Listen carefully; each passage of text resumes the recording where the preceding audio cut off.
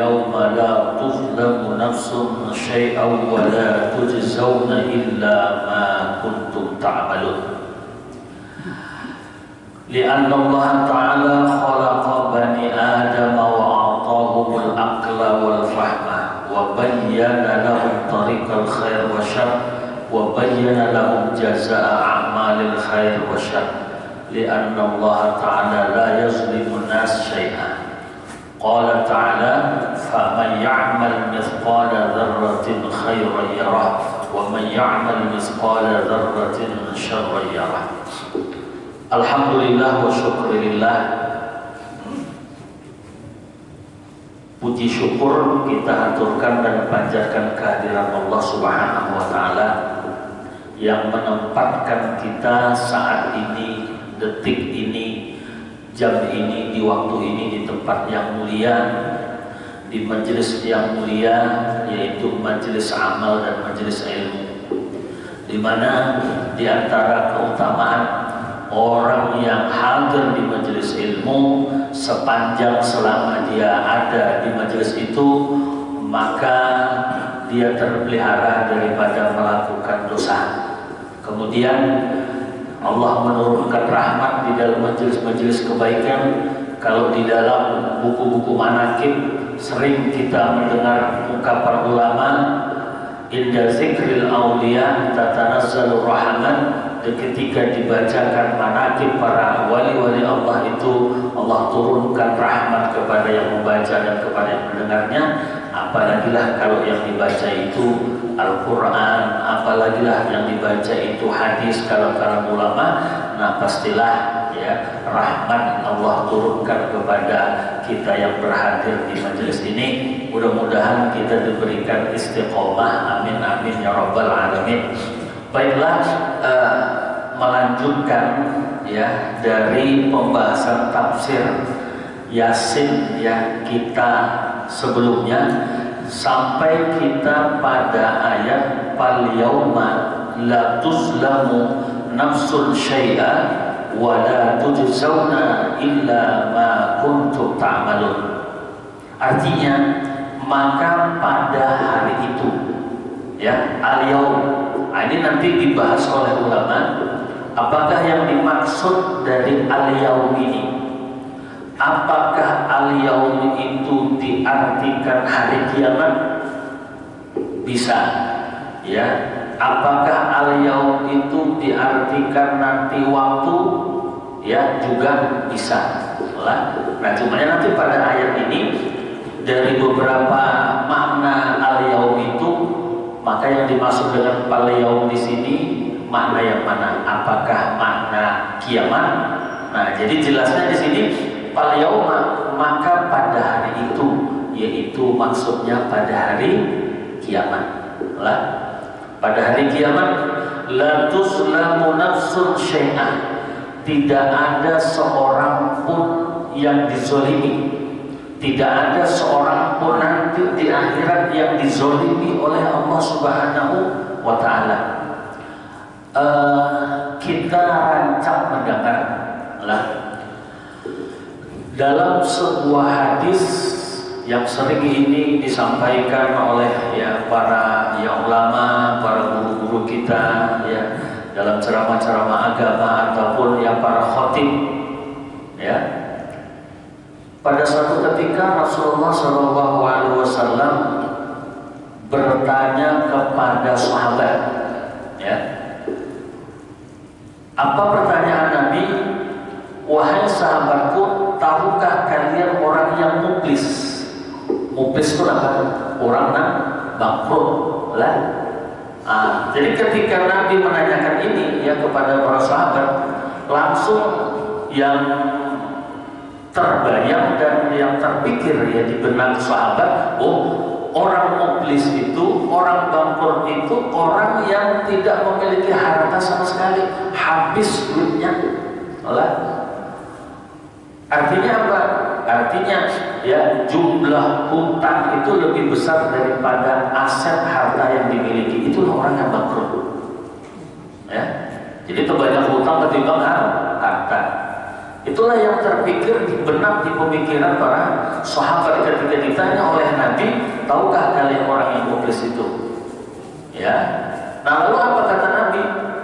dia ya memang ya orang yang lebih banyak hutangnya ketimbang harta yang dimiliki itu muflis, tapi muflis itu muflis di dunia.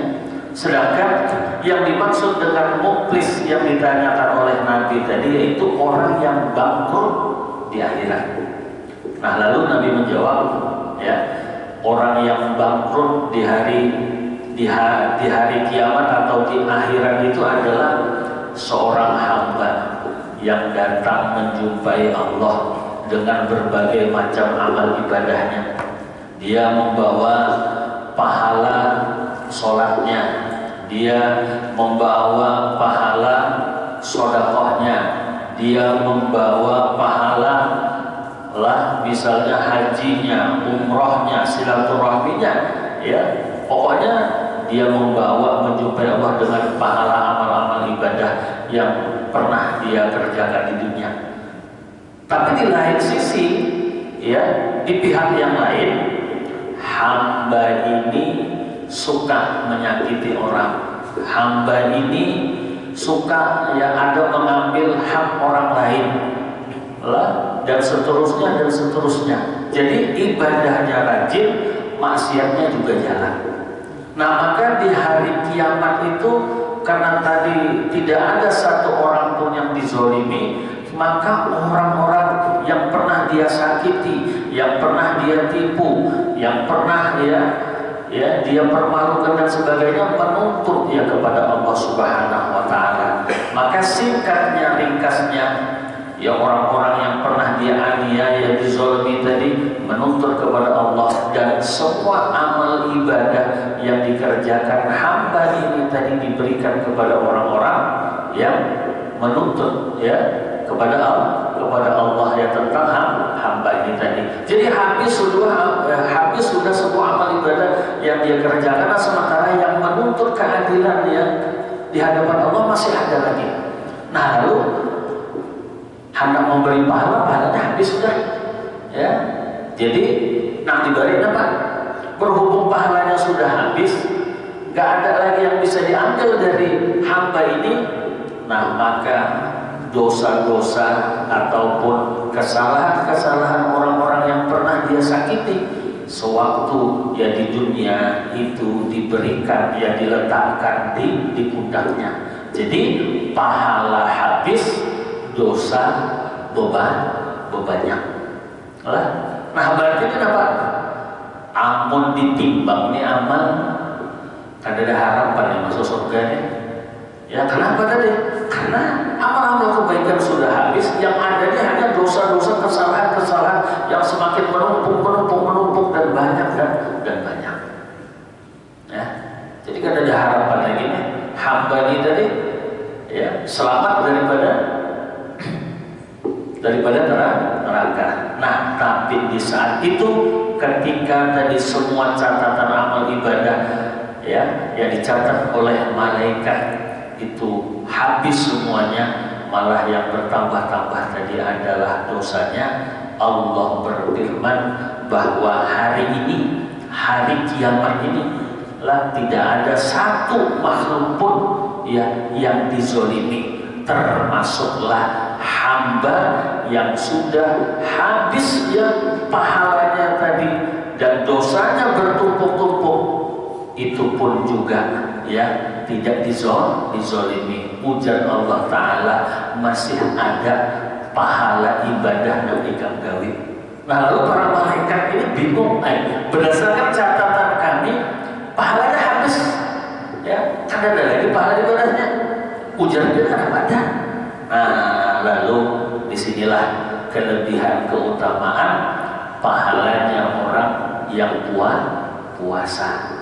Ya, maka di dalam hadis itu apa aja ya Nabi sebutkan dalam hadis kursi bahwasanya puasa itu aku yang membalas, ujar Allah Ta'ala. Fa'innahu li, puasa itu buatku dan akulah yang membalas.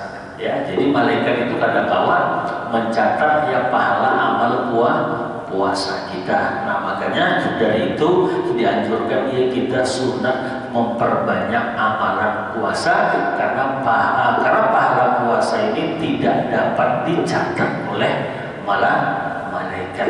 Nah jadi karena Allah tadi mengatakan ikan masih ada lagi isiannya pahala, yaitu pahala puasa, dan ternyata amunnya Allah Ta'ala yang memberi itu tentunya kada yang berhitung. Jangankan Allah Ta'ala lah, orang nang sugih pemurah lah, amunnya memberi orang itu kada berhitung, kada mendai, misalnya menyuruh orang lah, padahal ya kalau secara normalnya amunnya begawi ya sepandang aja palingnya 100.000, 50.000, tapi dapat nang sugih tadi memberi tadi kada berhitung, apalagi Allah Ta'ala. Nah itu tenang. Jadi tidak ada satupun tadi ya pada hari kiamat itu hamba Allah yang dizalimi. Nah maka singkatnya ya, hamba tersebut tadi yang sudah habis pahala amalnya, dosanya bertumpuk-tumpuk, nah tetapi karena ada pahala puasa yang di sisi Allah Ta'ala, dan itu ternyata lebih banyak, lebih besar dibandingkan dosanya, maka dia masuk surga, akhirnya selamat. Nah itu adalah nah jadi tadi saya ingin apa? Kada ada seorang hamba pun di akhirat, di hari kiamat itu yang dizalimi. Wala tujzauna. Terus sebutinlah. Jadi tidak ada satu orang pun yang dizalimi sedikit pun, dan tidak ada satu orang pun yang akan mendapatkan balasan yang dia dapat nanti di akhirat illa ma kuntum ta'malun. Jadi apa yang kita dapat balasan di akhirat itu sesuai dengan apa yang kita amalkan. Amunnya tadi amalnya baik, maka balasannya juga baik. Amun amalannya tadi yang ada baik maksiat, nah maka balasannya yaitu yang ada baik juga. Amun yang baik balasannya surga, amun yang jahat balasannya neraka. Nah itu lah. Jadi fal yauma la tuzlamu nafsun syai'a wa la tujzauna illa ma kuntum ta'malun. Li'anna Allah Ta'ala, kenapa seperti itu? Allah tadi katakan menzalimi ya seorang hambanya, dan hambanya itu akan mendapatkan balasan sesuai dengan amalnya, karena Allah Ta'ala khalaqa bani Adam, yang telah menciptakan manusia, dan setelah kita diciptakan oleh Allah Ta'ala wa'atahumul aqla. Nah Allah memberikan kepada kita akal. Akal ini sebagai apa? Sebagai alat untuk menimbang baik dan buruknya sesuatu. Makanya ya Allah itu saking adilnya Allah Subhanahu wa Ta'ala itu, setelah diberikan akal itu kan berproses ya, tidak serta-merta akal yang Allah berikan ya kepada kita itu sempurna. Makanya Allah Ta'ala baru membebani hukum kepada hamba, ini wajib harus dikerjakan, ini haram harus ditinggalkan. Itu pada waktu akal kita sudah sempurna lah. Makanya apa? Istilahnya sudah mencapai usia balik, ialah usia balik. Ada yang balik dengan umur 15 tahun. Nah, maka ketika dia tadi berumur 15 tahun, nah berarti akalnya sudah sempurna. Hanya diwajibkan sembahyang, diwajibkan ini, diwajibkan itu, diharapkan ini, diharapkan itu.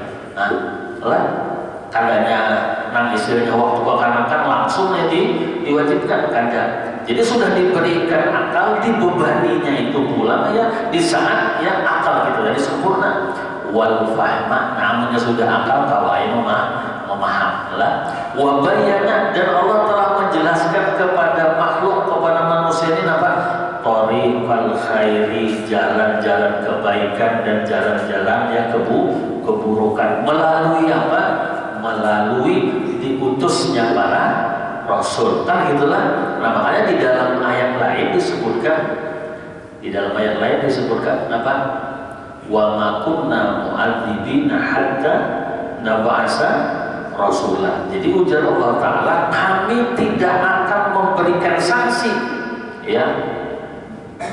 Di dalam ayat itu tadi wa ma kunna mu'adzibin, kami tidak memberikan sanksi, kami tidak mengadab, kami tidak menyiksa. Artinya itu bukan kadang mengadab, bukan kadang menyiksa saja, dan juga tidak memberikan pahala. Ya, jadi disebutkan mu'adzibin, ya, kadang mengadab, kadang menyiksa. Maksudnya apa? Dan juga tidak memberikan pahala. Nah, jadi amun sebelum diutus Rasul zina kadara, sebelum diutus Rasul ini zina kadara, sholat belum wajib, judi boleh-boleh aja, ya, walaupun judi online, yalah, yang lagi marak aja, lah, sampai katanya apa, ya rame, ya, di TikTok macam-macam ya, kalau kita lihat, sekarang ya masyarakatnya sudah tidak perlu lagi main judi online karena sudah diwakili, ya, oleh nampak wakil-wakil rakyat. Wah, inilah ini apa, kritikan ya, tampar pedas ya. Kada haram tuh, belum diutus Rasul. Nah, tapi sudah diutus Rasul lah, apakah haram? Jadi wa ma kunna mu'adzibin hatta nab'asa rasulah.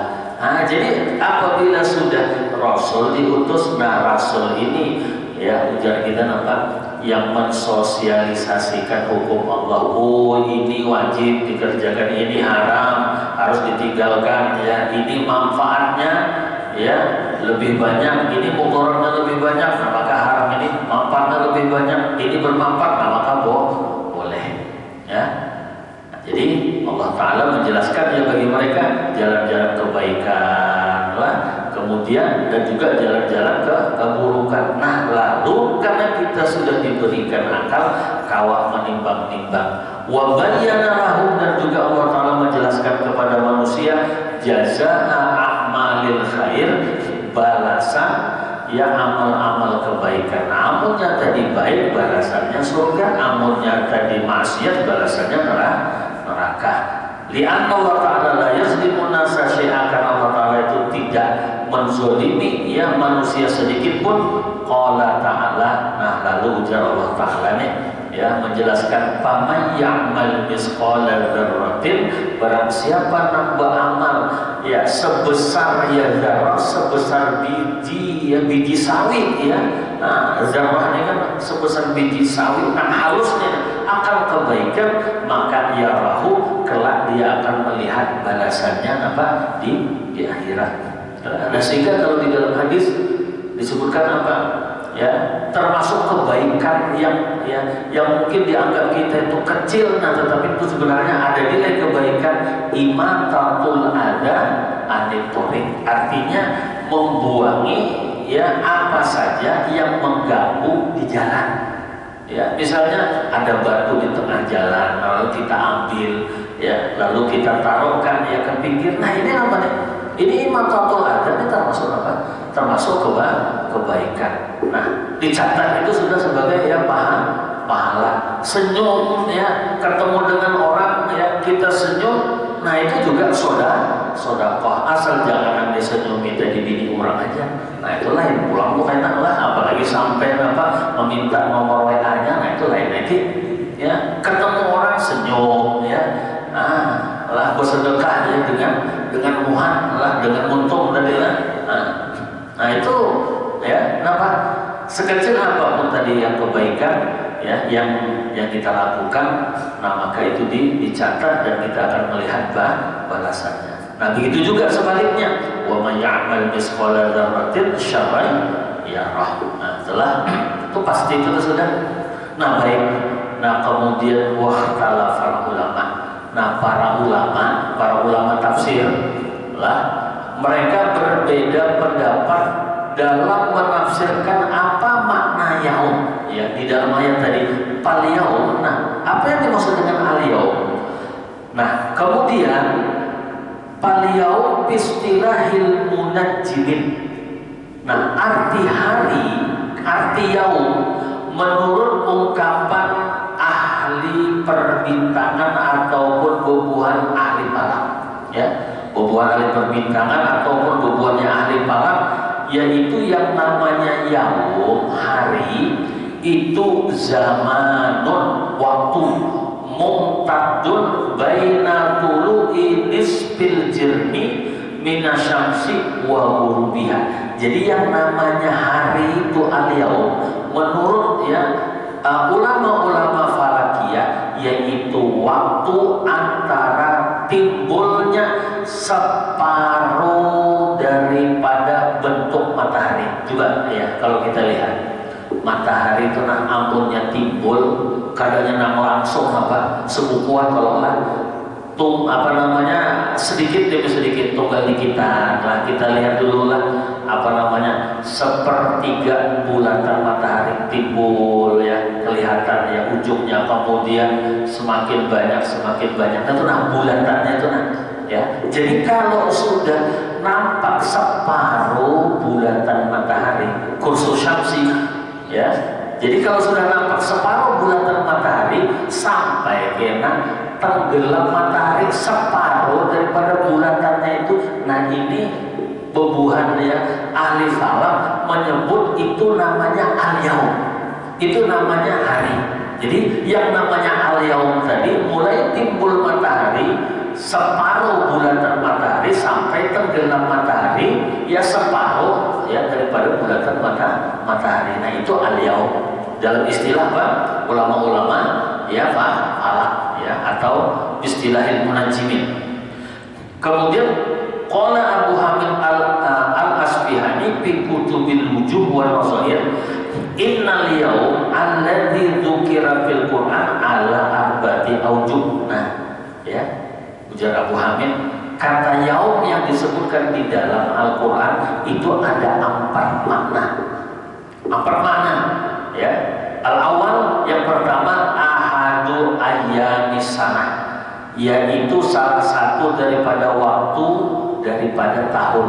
Jadi salah satu waktu dari tahun itu al-yaum. Allati khalaqallahu ta'ala as-samawati wal ardh, yang mana Allah Ta'ala menciptakan langit dan bumi biha, pada hari-hari dalam satu tahun itu. Kama qala ta'ala khalaqas samawati wal ardha fi sittati ayyam. Jadi Allah menciptakan langit dan bumi, 7 lapis langit dan 7 lapis bumi ini selama 6 hari. Nah jadi ayam itu bahagian daripada perputaran waktu dalam satu tahun. Ini makna yang pertama. Nah kemudian makna yang kedua, kata Abu Hamid al-Asbihani, wasani ahadu ayyamil akhirah. Jadi kata-kata yaum itu adalah salah satu daripada hari-hari yang ada di akhirat. Contohnya, nah ini kama qala Allah Ta'ala fi yaumin kana miqdaruhu khamsina alfasanah. Nah, jadi pada satu hari yang mana ukurannya itu 50.000 tahun. Nah ini amun di akhirat. Di akhirat itu satu hari itu ukurannya kalau dibandingkan hari dunia 50.000 tahun. Nah, apa yang dimaksud dengan miqdar? Wal muradu bil miqdar. Nah, yang dimaksud dengan miqdar adalah nuzulu Jibril alaihissalam wa su'udu ila makanihi, turunnya malaikat Jibril dan naiknya ya sampai ke tempatnya. Nah, itu tadi 50.000 tahun. Nah, itu penafsiran yang kedua. Nah, ini penafsiran yang ketiga nih. Kata yaum di dalam Al-Qur'an wasalis yaumal qiyamah. Nah, termasuk ayat yang ini. Nah, kata yaum diartikan hari kiamat. Nah, sebagai contoh, kama qala ta'ala al-yauma nakhtimu ala afwahihim, dan seterusnya. Nah, pada hari ini, yaitu hari kiamat, kami tutup mulut-mulut mereka, karena untuk ini kita bisanya berdusta ya lah. Nah, jadi ditutup. Jadi yang bersaksi tadi kaki-kaki ya, yang melangkah menuju tempat kebaikan, kaki-kaki yang melangkah ya, yang menuju ke tempat ya maksiat, tangan yang mengambil ya lah. Nah itu. Jadi kata-kata yaum di situ maknanya adalah apa? hari kiamat. Nah, kemudian yang keempat, kata yaum dalam Al-Quran bisa juga maknanya waktu. Ya, jadi kata-kata yaum di dalam Al-Quran maknanya waktu. Nah, ini seperti ya firman Allah Ta'ala, wa atu haqqahu yauma hasadih. Jadi wa atu haqqahu, kamu keluarkanlah haknya, maksudnya berzakatlah engkau yauma hasadi, pada waktu memanennya, ya, yauma hasadi, pada waktu memanennya. Jadi ini ayat Al-Quran tadilah yang bunyinya wa atu haqqahu yauma hasadi. Kita misalnya apa? Menanam benih kamu kita di sini, lah itu apabila kita mengeluarkan zakatnya yauma hasadi, pada waktu menennya lah.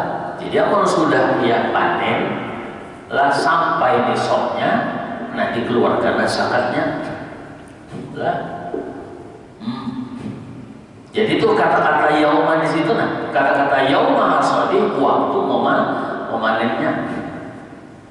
Tapi biarlah kadang-kadang lah di sebagian tempat dalam 1 tahun tuh nah bisa orang ya apa namanya ya berumah ya bertanam itu bisa 2 kali ya. Misalnya amun panen pertama nih dapat 70 beleng misalnya lah.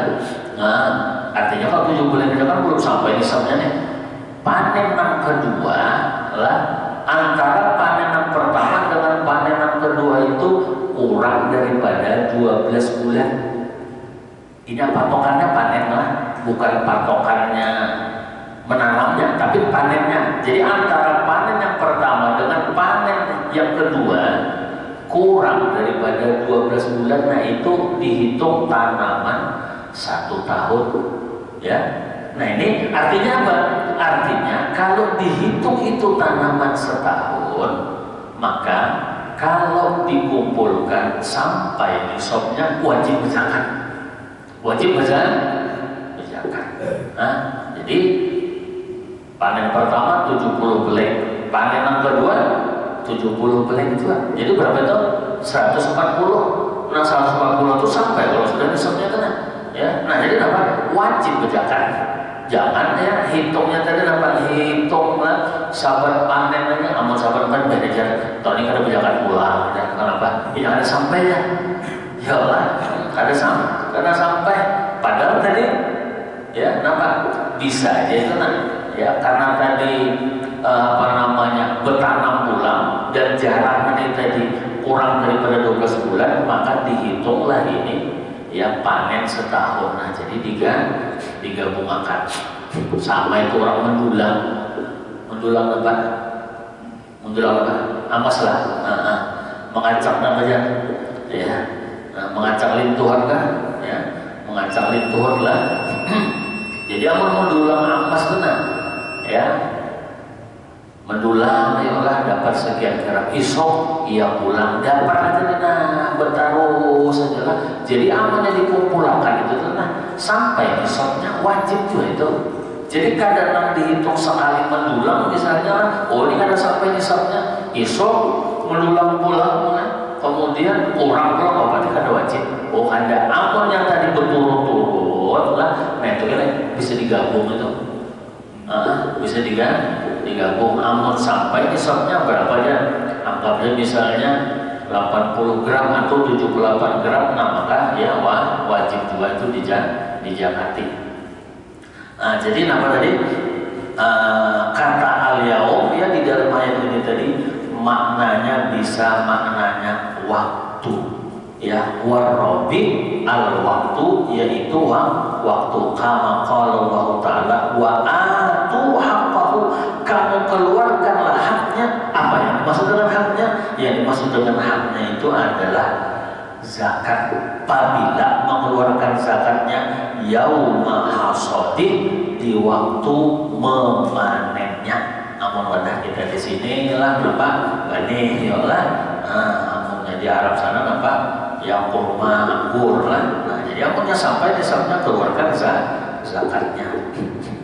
Nah, kemudian lah sambungannya wa dzakara fi khulasati tafsir. Nah, kemudian ya membacakan sedikit. Jadi dari rumah tadi ulun sudah menyiapkan ya kitab. Jadi dalam satu pertemuan ini baca tafsir sedikit ya, kemudian membaca ya ilmu yang berkaitan ya tentang sholat berjamaah, tentang hukum antara imam dengan makmum. Kalinya apa lah Allah langsung menampakkannya pada waktu ini itu apabila imamnya itu ada ingat sambungan ayatnya dimampak. Nah, ini hati-hati itulah. Nah, jadi karena gawian kita ini berjamaah ya Allah, itu gawian kita hari-hari. Nah, jadi ya supaya ada tanwinnya ya, variasinya. Jadi kita baca tafsir sedikit. Nah, kemudian ulun yang bacakan yang berkaitan dengan apa? Dengan ya sholat berjamaah, karena di dalam sholat berjamaah ini banyak ya, permasalahan lah yang ada di dalamnya dan kasus-kasusnya. Nah, seperti tadi aja lah contohnya, nah, ulun yang blank ialah karena kau menyambung ayat. Jadi dulu lah amun imam nih karena kau menyambung ayatnya. Nah, tapi amun imam masih mau buliki aja la a'budu ma ta'budun, la a'budu, kada ingat ya karena kau menyambungin surahnya nih, tapi masih mau buliki aja. Makmum kan di belakang diam aja ya, artinya apa? Artinya imam ini masih berusaha mengingat-ingat apa sambungannya. Tak pun amunnya imam tadi diam tuh artinya nyerah sudah tuh. Nah lalu yang di belakangnya tadi sambungnya, tapi awas hati-hati. Kenapa? Nah, menyambungi di belakang tadi itu niatnya apa? Amun niatnya mengajari imam aja betul. Amun niatnya mengajari imam aja betul. Amun niatnya baca Quran kada betul. Amun tergabung pak, ya baca Quran sekaligus mengajari imam, mengingatkan imam, nah itu kada betul.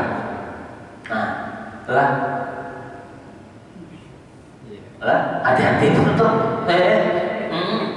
Nah, niatnya ya. Nah, itu salah satu kasus ya yang ada pada sholat berjamaah. Jadi ulun di Sungai Sipai itu malam Sabtu ada pengajian di situ. Jadi karena kadang-kadang lah jamaahnya banyak ya, apalagi misalnya kalau kita nisfu Sa'ban ya Allah, atau tarawih lah, apalagi di minggu-minggu pertama lah. Kalau di minggu pertama tarawih itu masjid pun ada umat ya, masjid pun ada apalagi langgar. Nah, ada suara turun ya lah. Nah, ada suara turun. Nah, jadi nampak yang menjadi persoalan, anggaplah langgar nih. Pintunya itu biar pintu masuk langgarnya di tengah-tengah itu di tengah-tengah ya. Imam di sini lah, kiblat di sini. Jadi ada di situ lah. Nah, itu kan bagian ke depan lemari kan masih masih lebar lah. Nah, kalaunya musola langgar lah. Kalau misalnya makmum tadi mengambil posisi di depan pintu masuk yang sebelah sini ya, walaupun di teras langgar 2 itu nanti kan mendatangi imam ya, itu membelakangi kiblat, boleh membelakangi kiblat. Nah, itu kada sah. Ya lah,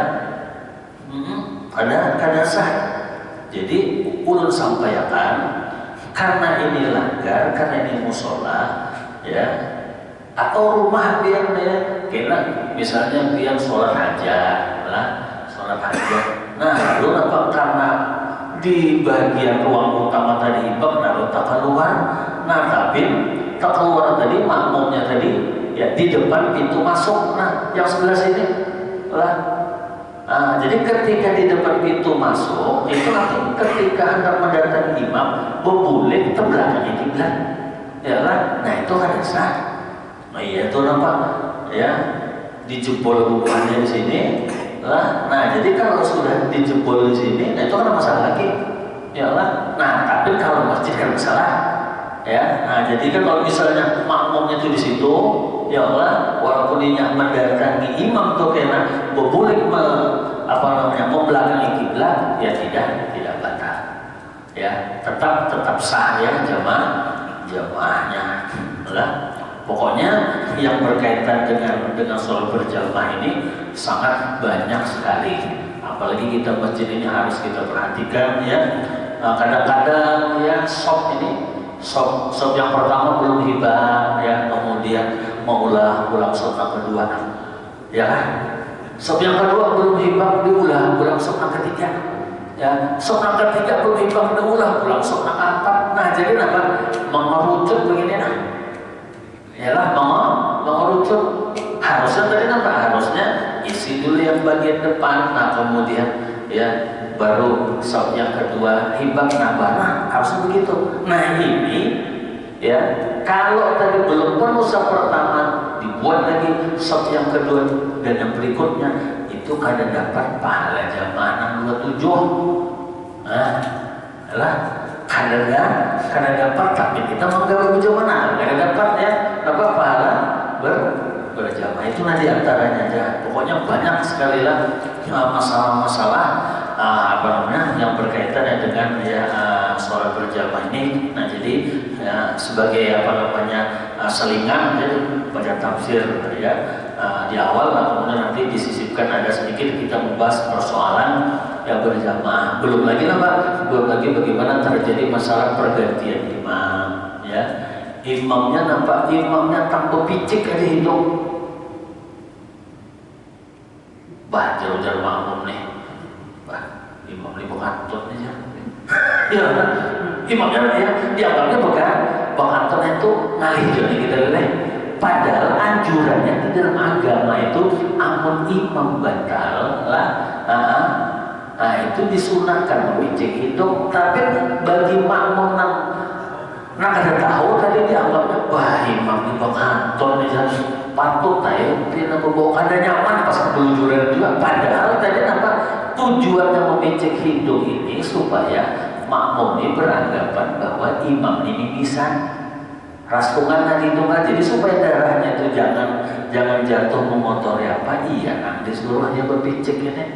Nah itu juga persoalannya yang berkaitan dengan sholat ya jamaah. Amal bahari itu kisahnya kisahnya Rasulullah kan dalam keadaan sakit parah sudah kada kawal lagi mengimami, lalu ya Nabi menunjuk siapa? Sayyidina Abu Bakar, suruh Sayyidina Abu Bakar. Ringkasnya Sayyidina Abu Bakar jadi imam ya di pertengahan sholat, di belakang daun di belakang. Nah, lalu Sayyidina Abu Bakar ini kalau Rasulullah ini turun nih ya, Rasulullah turun ke masjid karena ketika di pertengahan sholat tadi Nabi merasa agak mendingan. Nah, lalu dipapa oleh dua sahabat diboyong lah, lalu masuk ke masjid. Nah, di belakang tadi daun. Nah, maka Sayyidina Abu Bakar berundur ke belakang. Nah, lalu menjadi imam itu Nabi. Nah, itu dimampan. Ini namanya apa? Pergantian imam. Ya, itu terkait dengan masalah berjamaah juga. Nah, amun imamnya misalnya batal sembahyang, perhatian sujud di makmum mengganti imamnya, perhatian sujud nyosor kan? Iya, macam hitip. Nah, itu dimaksud itu. Nah, itu toh ya. Jadi karena ini gawean kita sehari-hari, jadi kena ulun sisipkan ya, kita baca tafsir sedikit ya lah. Ya pokoknya sambil jalan ya. Ya mungkin sampai sini dulu yang bisa disampaikan. insyaallah enak ya kita singgung yang berkaitan ya tentang sholat yang berjamaah antara hukum makmum dengan imam ya lah. Nah, mudah-mudahan ada manfaatnya. Kita ridho, mudah-mudahan Allah SWT mengampuni dosa-dosa kita, dosa yang kedua orang tua kita, istiqomah dalam ilmu dan amal. Mudah-mudahan kita husnul khatimah ala tilka niyah wa ala kulli niyatin shalihah wa ila hadratin nabi. Al-Fatihah. Bismillahirrahmanirrahim. Maliki yaumiddin. Iyyaka na'budu wa iyyaka nasta'in. Ihdinas siratal mustaqim. Bismillahirrahmanirrahim. Alhamdulillahirabbil alamin. Allahumma shalli wa sallim ala sayyidina اللهم اهدنا بهداك واجعلنا ممن يسار في رضاك ولا تولنا وليا سواك ولا تجعلنا ممن خالف امرك. حسبنا الله ونعم الوكيل. نعم وصلى الله على محمد رب العالمين. ما شاء الله.